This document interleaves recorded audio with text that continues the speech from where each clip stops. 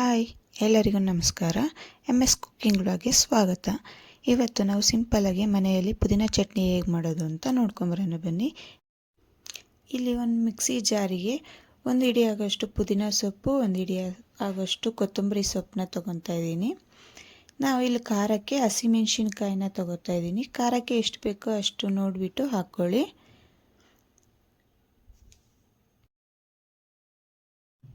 ಮಸಾಲೆಗೆ ಇಲ್ಲಿ ನಾನು 1 ಸ್ಪೂನ್ ಜೀರಿಗೆ, 7 ರಿಂದ 8 ಬೆಳ್ಳುಳ್ಳಿ, ರುಚಿಗೆ ತಕ್ಕಷ್ಟು ಉಪ್ಪು ಹಾಕ್ಕೊತಾ ಇದ್ದೀನಿ. ಮುಂಚೆನೇ ನೆನೆಸಿಟ್ಟಿರೋಂಥ ಹುಣಸೆಹಣ್ಣು ಸಹ ಹಾಕ್ಕೊತಾ ಇದ್ದೀನಿ.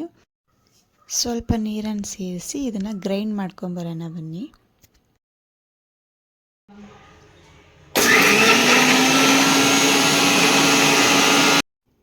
ನೋಡಿ, ಈ ಥರ ಸಣ್ಣಗೆ ಗ್ರೈಂಡ್ ಮಾಡ್ಕೋಬೇಕು.